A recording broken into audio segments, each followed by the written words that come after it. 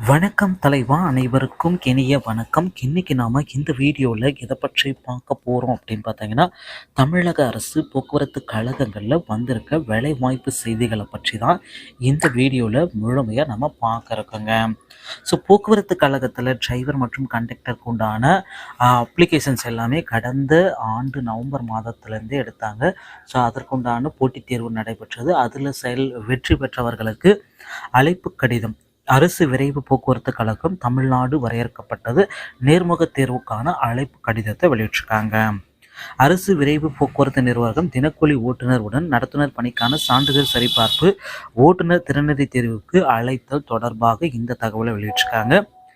வேலைவாய்ப்பு மற்றும் பயிற்சி துறை மூலமாக அலுவலகம் சென்னை இணையதளம் வழியாக பரிந்துரைக்கப்பட்ட விண்ணப்பம் அரசு விரைவு போக்குவரத்து கழகத்தில் தினக்கூலி ஓட்டுநர் உடன் நடத்துனர் பணியிடங்களுக்கு 19/11/2023 அன்றைக்கு நடைபெற்ற எழுத்துத் தேர்வில் வெட்டு மதிப்பெண் அடிப்படையில் வின் பண்ணவங்களுக்கு 28/12/2023 தேதியன்று சான்றிதழ் சரிபார்ப்பு மற்றும் ஓட்டுநர் நடைமுறை தேர்வுக்கு தாங்கள் குறிப்பிட்ட ஆவணங்களுடன் இந்த அட்ரஸ்க்கு வாங்க அப்படின்னு சொல்றாங்க. தமிழ்நாடு அரசு போக்குவரத்து கழகம், கும்பகோணம் மண்டலம்.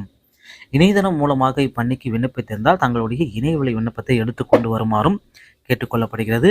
ஸோ என்னென்ன சான்றிதழ்கள் நீங்கள் இணையதளத்தில் அப்லோட் பண்ணீங்களோ அனைத்து சான்றிதழ்களுமே சான்றிதழ் சரிபார்ப்பில் நீங்கள் எடுத்துகிட்டு போகணும். குறைந்தபட்சம் தேர்ச்சி பெற்றிருக்கணும். 10ஆம் வகுப்பு, உயரம் 160, எடை 150 கிலோ இருத்தல் வேண்டும். செல்லத்தக்க கனரக வாகன ஓட்டுநர் உரிமம், முதலுதவி சான்றிதழ், பொது பணி வில்லை மற்றும் செல்லத்தக்கக்கூடிய லைசன்ஸ் எல்லாமே வச்சுருக்கணும் அப்படின்னு சொல்லியிருக்காங்க. ஸோ அந்த பிசிஎஸ்சி அந்த குறைந்தபட்ச வயது 24 இருக்கணும். எஸ்சி, எஸ்டி, பிசி, எம்பிசி, டிஎன்சிக்கு 1 வயது கொடுக்குறாங்க. 45, ஓசிக்கு 40க்குள்ளாக இருத்தல் வேண்டும். முன்னாள் இராணுவத்தினராக இருந்தால் 50க்குள்ளாகி, எஸ்எஸ்டி அந்த கேட்டகரியில் வரப்போ 55 இருக்கணும். ஹெவி டிரான்ஸ்போர்ட் வெஹிக்கல் லைசன்ஸ் எடுத்து 18 மாதங்கள் முன் அனுபவம் பெற்றிருக்கணும் அப்படின்னு சொல்லியிருக்காங்க. ஸோ இந்த சான்றிதழ்கள் எல்லாமே நீங்கள் எடுத்துகிட்டு தாங்க பணிக்கு போகணும். இல்லைனா உங்களால் போக முடியாது. இந்த நேர்முக தேர்வுக்கு நீங்கள் கலந்துக்கவே வேஸ்ட்டு அப்படின்ற அளவுக்கு சொல்லியிருக்காங்க.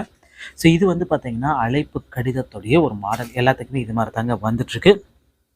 ஸோ அழைப்பு கடிதம் பெற்றவர்கள் உடனடியாக அந்தந்த மண்டலத்தில் ஒரு சிலருக்கு பார்த்திங்கன்னா ஒரு 2-3 டிஸ்ட்ரிக்கு வெவ்வேறு மண்டலங்கள் இருக்கும். ஒரு சிலருக்கு பார்த்திங்கன்னா கும்பகோணம் மண்டலம் தான் கான்ஸ்டண்ட்டாக போட்டிருக்காங்க. சென்னைக்கு கூட ஒரு சிலருக்கு கும்பகோணம் மண்டலம் தான் போட்டிருக்காங்க.